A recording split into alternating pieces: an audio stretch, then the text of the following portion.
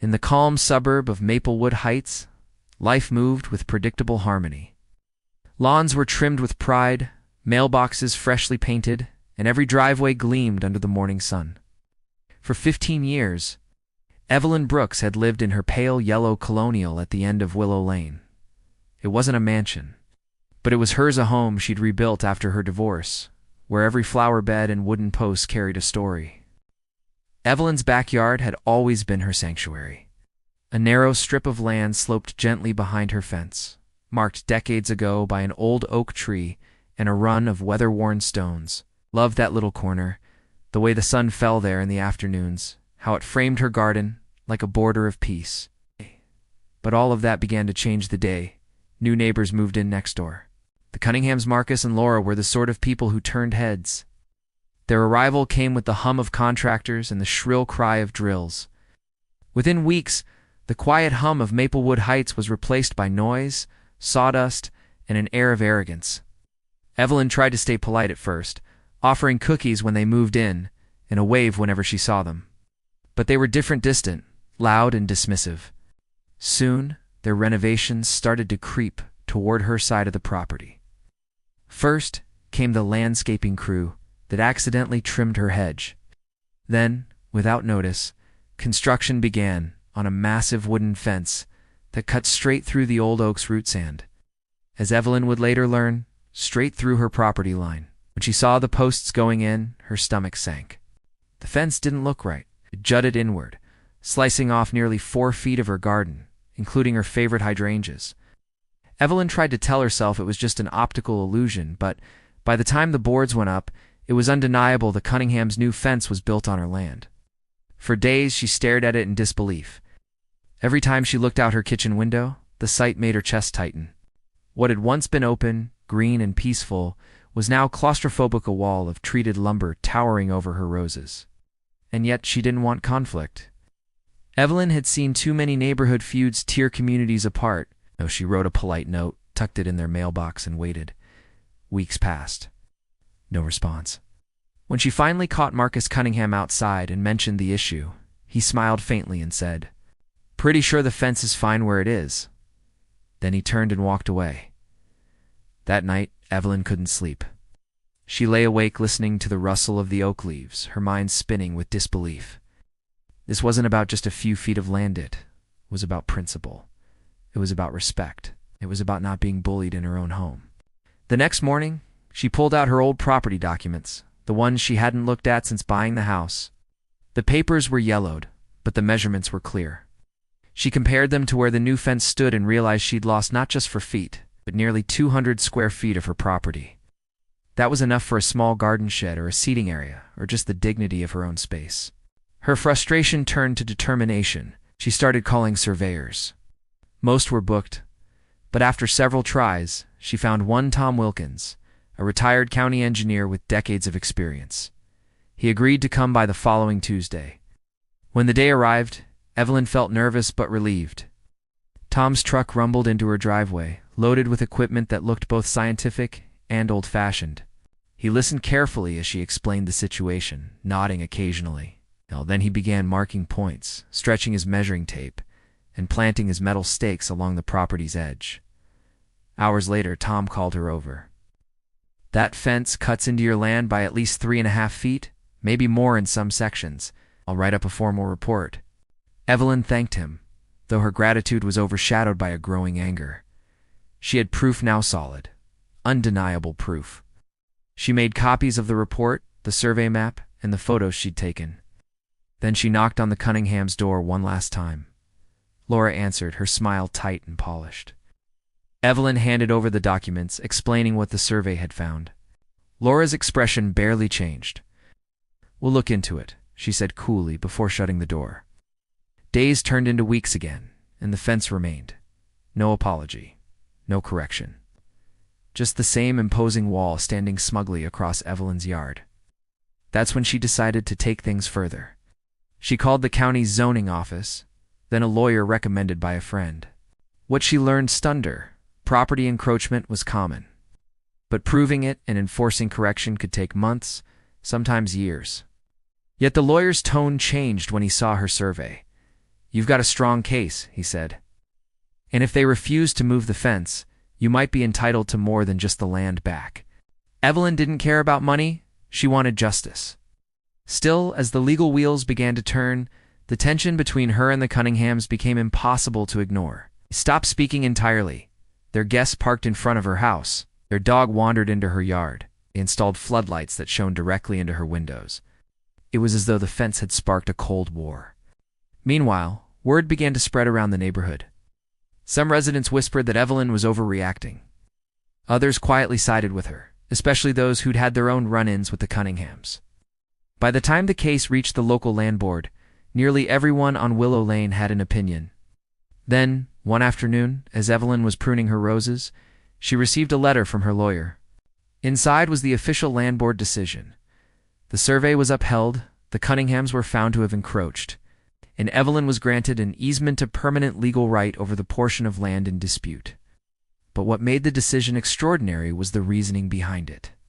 Because the fence now obstructed what was historically a public access strip, a narrow walking path used decades ago by resident Evelyn's easement extended beyond her personal ownership. She could designate the strip as a community path if she wished. As she read those words, an idea began to form, slowly at first, then with a clarity that made her smile for the first time in months. Evelyn wasn't just going to reclaim her property.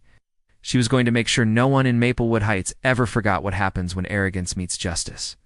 And so began her quiet plan when that would turn the Cunninghams' private backyard into something far more public than they could ever imagine. The morning after Evelyn received the land board's letter, the world outside her windows seemed different. The air felt lighter, the colors sharper. For the first time in months, she could look at that fence without feeling powerless. She had something stronger than anger now, validation. The truth was officially on her side. She walked along the narrow border of her property, the place that had once felt stolen from her. Beneath her feet, the soil carried the weight of months of tension, sleepless nights, and frustration. But now, she felt a stirring of pride. The survey markers still stood there like little flags of victory, each one proving that the fence, that symbol of arrogance, had been built illegally. Evelyn knew this wasn't over. Winning the ruling didn't mean the fence would vanish overnight. The Cunninghams still had to comply, and knowing their pride, that wouldn't happen willingly. But she had a new weapon now: control. The easement gave her rights over the disputed strip rights the Cunninghams could not ignore. The legal phrasing was clear. The area could be used by her and others with her consent. That phrase lingered in her mind. It wasn't just her land anymore, it was hers to share. And slowly, an idea began to form, subtle, strategic, and poetic in its justice. Evelyn began researching easement law, reading every document she could find. She discovered that in the county's history, a pathway had once run through these properties, a small walking trail that connected the main road to a woodland park. When development came, many of these informal routes had disappeared, but the records showed that part of her land, the very section fenced off, had once been a piece of that old public path. She spent evenings at her desk, poring over county archives, sipping tea, and taking notes. It was as if the land itself was whispering its story back to her, a history erased by time and arrogance. Then came the moment of clarity. If she reopened that pathway, she wouldn't just reclaim her rights. She would open it to everyone in Maplewood Heights. Legally, permanently. Her fence war would become community justice. Within weeks, Evelyn had her plan ready. She filed a notice with the zoning board, requesting that the easement be formally designated as a public pedestrian access path. Her lawyer was surprised by her boldness, but even he had to admit it was airtight. The law was clear. Once an easement was recognized for shared use, the owner could designate it for public benefit. Since the Cunninghams had refused to remove their illegal fence, the path would have to run directly behind their backyard, cutting right through what they once claimed as private. The irony was delicious. When the notice was approved, Evelyn wasted no time. She contacted a local contractor, a kind old man named Harold, who often helped neighbors with small projects. She didn't tell him everything, just that she was reopening an old walking path. Together, they began marking the route, a clean gravel walkway, lined with solar lights, curving neatly behind the Cunningham's fence. the first shovel of dirt felt like liberation. Each strike of the spade was a quiet act of defiance. She worked slowly, deliberately, until the shape of the path began to emerge. It was in T-much at first, just a narrow strip of earth and stone, but it was visible enough that anyone walking by could see it. It didn't take long for the neighborhood to notice. People began to ask questions. Few residents even offered to help. When Evelyn explained that the county had granted her a legal easement and she was opening it as a public path, most were thrilled. They had always wanted a shortcut to the park. Now they had one. Children rode their bikes along it. Joggers began using it in the mornings. Families with dogs found it convenient for evening walks. What was once an invisible boundary became the heartbeat of community movement. And for the Cunninghams, it became their worst nightmare. Marcus was furious. Though Evelyn never heard his words directly, she could see it in his gestures, his posture, his pacing behind the fence. The sound of footsteps on gravel seemed to haunt him. Every laugh, every bicycle bell, every neighbor strolling past his yard was a reminder that he had lost control. Evelyn never gloated openly. She simply maintained the path, adding small touches, a wooden bench under the oak tree, a tiny sign that read Willow Walk, public access pathway. It was simple, tasteful, and perfectly legal. By summer's end, the transformation was complete. What had started as a quiet suburban feud had become the story of Maplewood Heights. The woman once seen as reclusive was now hailed as a community hero, the neighbor who stood up to injustice and reclaimed shared space for everyone. But deep down, Evelyn knew it wasn't just about revenge anymore. It was about reclaiming balance, proving that even the smallest voice could change the shape of a neighborhood. Still, she had no idea how far the Cunninghams would go to strike back. Peace rarely lasts when pride is wounded. For weeks after the path opened, the Cunninghams retreated into silence. Their tall fence became their fortress, their curtains drawn tight. Evelyn hoped, perhaps naively, that the storm had passed. But one October morning, she found the first sign of retaliation, litter scattered along the path. Empty cans, plastic wrappers, cigarette butts. It wasn't random. Someone was doing it deliberately every night. She cleaned it quietly at first, not wanting to give satisfaction.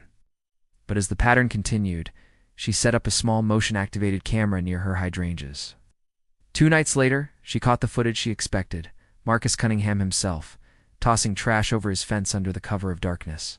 Evelyn's heart burned with anger, but she didn't react, not outwardly. Instead, she saved the footage, dated it, and sent a copy to her lawyer.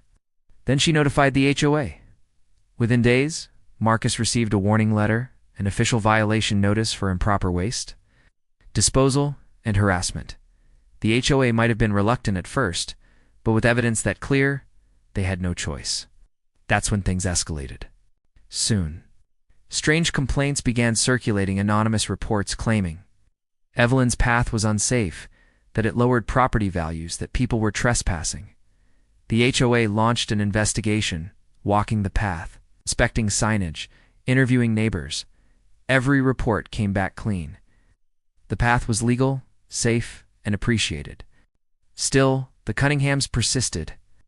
They installed tall cameras facing the walkway, trying to intimidate passersby. They shined floodlights across it at night, ruining the calm atmosphere. Evelyn called the county again, and the county responded, citing them for excessive light pollution and unlawful surveillance of a public path. Each complaint they filed only backfired. But behind their hostility was something deeper. Desperation. Their once private backyard had become a fishbowl, overlooked by everyone walking through. The laughter, the chatter, the joggers, all of it chipped away at the control they had built their identity on. Meanwhile, Evelyn thrived. Her garden blossomed again. The community rallied around her, even volunteering to maintain the walkway. A retired teacher painted a small mural at one end. Children planted wildflowers along the edge. The path became a living monument to fairness, and quietly, a scar that the Cunninghams couldn't erase. Still, Evelyn sensed something darker brewing. She saw it in Marcus's eyes when he passed her driveway, a smoldering resentment that words could not extinguish. One evening, as the sun dipped low, she walked the path alone. Everything was peaceful, the sound of cicadas, the soft hum of streetlights. But when she reached the midpoint behind the Cunninghams' yard, she froze. The gravel was scattered. Deep tire tracks ran through the soil. Someone had driven a vehicle across the path, gouging it deeply. The wooden bench she'd placed under the oak tree was splintered, the solar lights smashed. It wasn't vandalism from strangers, it was revenge. Her first instinct was heartbreak, then fury. But she had learned something valuable through this ordeal. Patience could be a weapon. Instead of yelling or confronting, she documented everything: photographs, measurements, time stamps, and sent it all to the HOA and county enforcement. Then she filed a report for property damage. The next morning, 2 county officials arrived to inspect the site. Their faces told her everything she needed to know. This wasn't going to end quietly.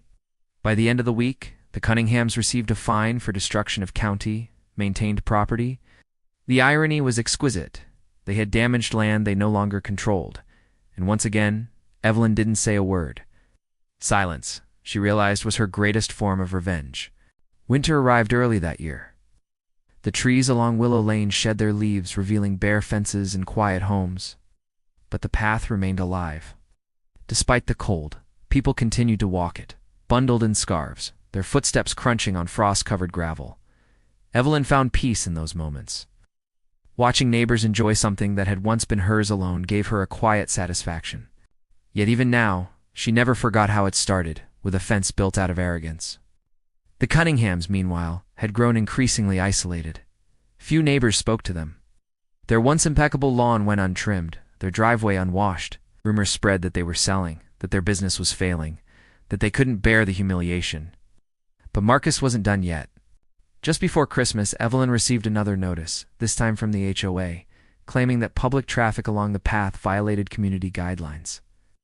It was absurd. The HOA had already approved the easement designation months earlier. She suspected Marcus had joined the HOA board or convinced someone sympathetic to raise the issue again. But this time, Evelyn was ready. She printed every document she had: the survey, the county decision, the easement agreement, and every correspondence in between. At the HOA meeting that month, she handed them out like exhibits in a courtroom. The members sat stunned. When the chairman read the county's statement confirming that the easement was lawful and permanent, the matter was closed on the spot. The HOA could do nothing. Evelyn left that night with her head high, the murmurs of support following her out the door. As the weeks passed, her story spread beyond Maplewood Heights. A local newspaper picked it up. Homeowner wins battle over encroaching fence, turns private dispute into community victory. Ow. It was shared online, and before long, Evelyn became something of a local legend. People stopped by just to see the path. Some even left small thank you notes. But fame had its cost. The attention drew more eyes to the neighborhood and more frustration from the Cunninghams. Marcus's bitterness turned into paranoia. Cameras multiplied on his property. He installed new lights, higher fences, even warning signs, though none of it could legally stop anyone from walking the path. Then, one stormy night in February, Evelyn heard a loud crack. She looked out her window and saw it, the Cunninghams' fence. The one that started it all had partially collapsed under heavy wind. Half of it lay sprawled across her side, muddy and broken. The next morning, county inspectors were already there. The damage exposed the full truth, the posts embedded deep into her land. When Evelyn showed them the original survey and easement documents, the inspectors took detailed photos and made their report. Within a week, the Cunninghams received notice. They were required to remove the remaining fence at their own expense, and any reconstruction must comply with the corrected property line. It was poetic. The fence that began their dominance would now mark their downfall. Evelyn watched from her kitchen as workers arrived days later to dismantle it. Piece by piece, panel by panel, the wall came down. Behind it lay the open view she'd missed for years, the garden, the oak, and the winding public path. When the last post was pulled out, she felt something leave her chest, a pressure that had lived there far too long. But as she stood there watching the remains of the fence hauled away, she couldn't shake the feeling that this wasn't the end. Pride doesn't die easily, and people like Marcus Cunningham, pride often turns into something much worse. When the last piece of the Cunningham's fence was taken away, the neighborhood felt as if it had exhaled for the first time in years. For Evelyn, the view from her back porch was finally clear again. Air smelled of damp soil and pine, and the old oak stretched its branches freely. The fence's shadow, once so heavy, was gone. But with the fence gone, something else began to show the cracks in Marcus Cunningham's perfect world. For months, the couple had presented themselves as the ideal suburban family. But now, their fights carried across the yard at night, muffled but unmistakable. The lights in their house burned late into the evening, sometimes flickering as if indecision itself haunted the walls. Evelyn didn't eavesdrop, but she didn't have to.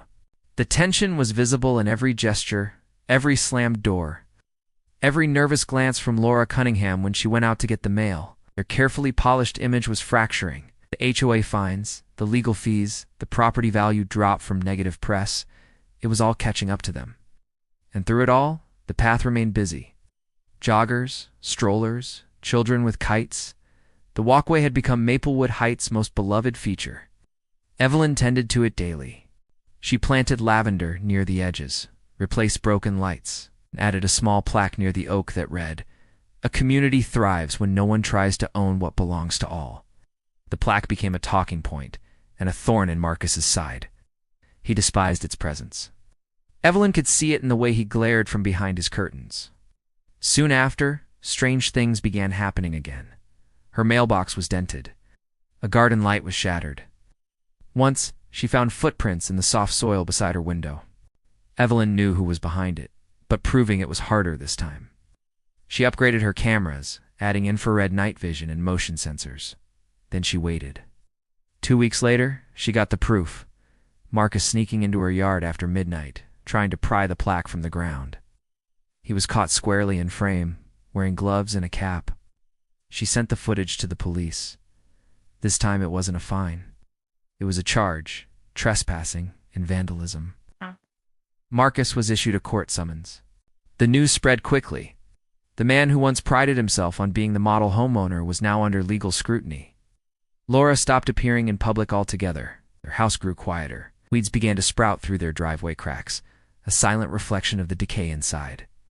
Evelyn, on the other hand, found herself invited to community meetings, praised for her composure and resilience. Local officials asked her to speak about neighborhood rights and property law awareness. Her quiet dignity became her shield, her calm voice, her power. But the victory brought new attention, and with it, a reporter. A journalist from a local news outlet reached out, asking to feature her story in a documentary about neighborhood disputes gone wrong. Evelyn hesitated at first, but the thought of exposing the truth appealed to her sense of justice. The piece aired under the title, "The Line That Divided a Neighborhood." It told her story from start to finish, the encroachment, the survey, the easement, and the public path. The footage of the walkway filled with laughing children and blooming flowers contrasted sharply with shots of the Cunningham home, closed and dark. When the episode aired, the effect was immediate. The Cunninghams became infamous. Their arrogance, once admired by some, was now mocked. Anonymous comments filled the news site, calling them the bullies who lost their backyard. Marcus's business contracts started to falter. Clients didn't want to associate with controversy. Laura withdrew completely, her once perfect garden left untended, her curtains closed, even on sunny days. Evelyn hadn't intended for it to go that far, but once the truth was public, it spread like wildfire. And in that fire, the Cunninghams' pride burned to ash. Yet in the quiet of her evenings, Evelyn sometimes wondered if this victory had a cost. The path she'd built had brought peace to many, but destruction to two. And though they had brought it upon themselves, she couldn't help but feel a sliver of pity, a human reaction she couldn't fully silence. But pity is not forgiveness. Marcus Cunningham wasn't done yet. Spring came again. The path bloomed with new life. Wildflowers painted the edges in yellows and purples, bees hovered lazily, and laughter once again filled the air. But beneath that calm beauty, something unsettling began to stir. It started with whispers, neighbors reporting that someone was following them on the path at night. A shadowy figure, always out of reach, disappearing into the trees when approached. Evelyn brushed it off at first. But when she reviewed her night footage, she saw it, a man-shaped silhouette standing still near the oak tree, watching her house for several minutes before fading into darkness. The realization chilled her. Marcus had grown desperate. She contacted the police again, showing them the footage. They increased patrols in the area, and for a while, the sightings stopped. But Evelyn's sense of peace was gone. She installed brighter lights, motion sensors, even reinforced her locks. Her neighbors, though sympathetic, grew nervous. Some stopped using the path after dusk. Children were warned not to go alone. The once joyous trail now carried a quiet edge of fear. Then, one night in April, Evelyn woke to the sound of fire alarms. She rushed outside to find smoke rising from the far end of the path. Someone had set fire to the wooden bench beneath the oak tree. Flames licked the branches, and embers danced in the night air. Neighbors poured out with hoses and buckets. The fire was contained before it spread, but the bench was gone, charred to black ash. For Evelyn, it was the last straw. She knew this wasn't random vandalism. This was a message. She filed for a restraining order, and within days, it was granted. Marcus Cunningham was legally barred from coming within 50 feet of her property or the public easement. The police increased their watch, and this time, the silence that followed wasn't peaceful. It was suffocating. Weeks passed with no word, no sight, no sign. The Cunninghams' home remained eerily quiet. Then one morning, Evelyn noticed a for sale sign planted in their yard. They were leaving. No announcement, no farewell, no apology, just an empty driveway and boxes piled near the curb. The house that once towered over hers now stood as a hollow shell, stripped of pride. When the moving trucks came, Evelyn stood at her window watching. The last thing she saw before the trucks drove away was Marcus himself, thinner, grayer, his face worn by defeat. He didn't look back. When they were gone, the silence that followed wasn't bitter. It was healing. The neighborhood returned to peace. Children played freely again. Couples walked the path in the evenings, and Evelyn finally found herself able to breathe without tension. But this story wasn't finished yet, because when the Cunninghams left, they left behind more than an empty house. They left behind a legacy of arrogance, and a legal scar that Evelyn would soon learn had far-reaching consequences for everyone on Willow Lane. Summer dawned bright and warm. For the first time in years, the entire community felt united. Evelyn's walkway, once a battleground, had become a symbol of togetherness. The HOA, once skeptical, now praised her. They even allocated funds to extend the path toward the local park. Evelyn was appointed to oversee the project. Her name, once whispered with controversy, was now spoken with respect. The new construction brought people together. Families volunteered to help. Local businesses donated materials and school children painted colorful stones to line the walkway. What began as a symbol of defiance evolved into something beautiful and enduring, a shared space that erased old boundaries. Evelyn spent her mornings tending to the plants and her evenings sitting on a new bench under the rebuilt oak canopy, watching the sun dip low. Life had come full circle. Still, she sometimes thought of the Cunninghams. Not with anger, but with reflection. She wondered where they had gone, what had become of them, and whether they had learned anything from the wreckage they'd left behind. Then one autumn morning, Evelyn received a letter. It came from the county land office, a formal notice informing her that the property next door had been sold to a real estate development group. The company planned to renovate and subdivide the old Cunningham lot into modern townhomes. Evelyn smiled faintly at the irony. The same land once fought over so bitterly was now being split and shared among many. What the Cunninghams tried to keep, the world was now reclaiming for others. Construction began quietly, and unlike before, the workers were polite, respectful, and efficient. They often used the public path to access their equipment, always greeting Evelyn warmly. Months later, when the new homes were completed, families began to move in. Young couples, retirees, and children with bright laughter. The once hostile fence line now echoed with joy.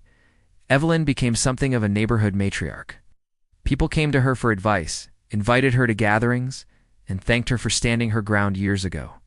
The easement she had fought for became part of local legend, a story told to every new resident about the woman who refused to be bullied, who turned injustice into community. And though she never sought recognition, Evelyn's name became synonymous with resilience. But late at night, when she walked the path alone, she sometimes paused near the oak and whispered a quiet thought to herself that even the ugliest battles can create something beautiful if one has the patience to see it through. The land had been scarred once, but now it healed, not through vengeance but through purpose. And in that peace, Evelyn found her final victory. 3 years passed. Maplewood Heights changed, but the path remained the same. Willow Walk was now part of every community event, from charity runs to outdoor art fairs. Evelyn had become something of a local symbol, though she never boasted about it. She simply kept tending her garden, painting her porch railings, and maintaining the path that had defined her story. Life had settled into calm rhythm. The air smelled of jasmine in spring, and the oak tree that once stood over conflict now stood as a guardian of peace. Evelyn thought the past had finally stayed buried. But fate, like roots under old soil, has a way of resurfacing. One afternoon, as Evelyn was pruning her lavender, she saw a familiar black sedan pull into the old Cunningham driveway. For a moment, her heart stilled. Out stepped Marcus Cunningham. He looked almost unrecognizable, thinner, older, defeated. His once crisp suits were replaced by worn jeans, his confident posture now weighed down by something heavier than time. He stood for a long moment just looking at the house, then at the oak tree, as if haunted by ghosts he'd tried to outrun. The property no longer belonged to him, but he seemed drawn to it as though he couldn't let go of what had been taken. Evelyn watched quietly from behind her curtains. Later that evening, she saw him walking the public path, slowly, carefully. Each step was deliberate, as if every inch of gravel carried the memory of his downfall. When he reached the oak, he stopped, looking up at the branches with hollow eyes. Evelyn felt a strange mix of emotions, anger, pity, and something close to forgiveness, though not quite. She had moved on. The neighborhood had moved on. But Marcus hadn't. Over the next few days, he appeared again, not every day, but often enough for people to notice. Some thought he was visiting family nearby. Others whispered that he couldn't accept how the land he once claimed was now a public walkway. One morning, Evelyn found something unexpected near the oak. A small bunch of flowers, tied neatly with twine. No note, no name. Just flowers, wilted but humble. She understood the message. It wasn't apology through words, but through silence. The same silence that had once been her revenge had now become his surrender. For the first time, Evelyn felt peace without the edge of victory. She left the flowers there, untouched, letting the wind decide their fate. But the story wasn't done yet. Because what Marcus had set in motion years ago, that single fence had changed not only their lives, but the very structure of Maplewood Heights. And the consequences were still unfolding. As the years rolled forward, Willow Walk became a vital artery of the community. Real estate listings mentioned it proudly, homes near the historic public path. The HOA used it as a model of community renewal. City planners cited it in urban design meetings. What began as a battle for inches of soil had become a symbol of balance and justice. Evelyn never imagined her fight would echo so far. One summer, she received a letter from a nearby township, a group of homeowners who had heard her story and sought her advice for their own boundary dispute. Her response was simple: defend your truth, but build something that helps others when you're done. Her words spread quietly through community forums and homeowner networks. People began referring to her case as the Brooks Easement, an example of how one person's persistence could create lasting public good. Meanwhile, the once empty Cunningham house had long since been renovated and sold. Families lived there now, families who loved the open view, the access to the path, the laughter that drifted through on weekends. Evelyn watched them sometimes from her garden. Children chased each other along the gravel, just as she once imagined they would. Life had reclaimed what pride once poisoned. But time has a way of taking back even the strongest hearts. Evelyn, now well into her 70s, began to slow down. Her steps were smaller, her garden tools lighter, her afternoons quieter, yet her mind remained sharp, her spirit as rooted as the oak she had fought to protect. She began writing her story down, not for fame, but for truth. She wanted people to understand that justice wasn't about winning. It was about restoring what's right. As she wrote late into the night, she realized something profound. The path had mirrored her life. It began as private pain, became a public fight, and ended as shared peace. Years after Marcus's final visit, word spread that he had passed away quietly in another town. There were no heirs, no legacy, just an obituary in a small paper. Evelyn felt no joy, only a quiet closing of a chapter she had already finished in her heart. A few months later, the town council announced something unexpected. They were naming the walkway officially the Evelyn Brooks Pathway when the mayor presented her with the plaque. The crowd gathered under the oak tree, the same one that had watched it all unfold. The path glimmered in the afternoon sun, children running across it, parents smiling, and Evelyn standing proud, humble, and deeply moved. The mayor's words echoed softly. What began with a fence became a foundation. One woman's strength built a path for all of us. Evelyn's eyes welled up, not with pride but with gratitude. Gratitude that she had endured long enough to see the good bloom from bitterness. And yet, as she looked down at the engraved plaque, she thought of one more thing she needed to do, one last act before her story was complete. The morning of the dedication ceremony, Evelyn rose early. The sky was a gentle gray, the kind that hinted at rain but never delivered it. She walked slowly to the oak tree, the cool air filling her lungs. She carried a small box, weathered, wooden, and tied with ribbon. Inside were old photographs, her house before the fence, the first survey map, the original HOA notice, and a clipping of the newspaper headline that once turned her life upside down. Kneeling at the base of the oak, she dug a shallow hole near the roots and placed the box inside. It wasn't an offering, it was closure. She whispered quietly, "This is where it began. This is where it ends." Then she covered it with earth, pressing the soil down gently, as if sealing a story between the roots. When she stood again, she felt lighter. That afternoon, the community gathered for the official opening of the Evelyn Brooks Pathway. Balloons fluttered, laughter filled the air, and music played softly from a speaker. People brought food, flowers, and candles. Evelyn sat under the oak tree, her cane resting by her side, watching generations of families walk the path she'd once built from defiance. Children drew chalk hearts on the gravel. Teenagers took pictures by the plaque. A journalist approached her again, asking if she had any final thoughts for the record. She smiled faintly and said, "Sometimes you lose something small, a strip of land, a piece of pride, and it teaches you how much bigger peace can be." As dusk settled, the path lights flickered on one by one, leading through the trees like fireflies. The crowd slowly dispersed, leaving behind only the quiet hum of evening. Evelyn stayed a little longer, looking down the path that had once been her battlefield. The sound of distant laughter lingered like music. Then she turned and walked home, her figure fading gently into the twilight. The woman who turned her pain into passage, her boundary into belonging. And as night fell, the oak tree stood tall, guarding the path below, whispering to the wind the story of how a fence built on pride became a road paved with justice.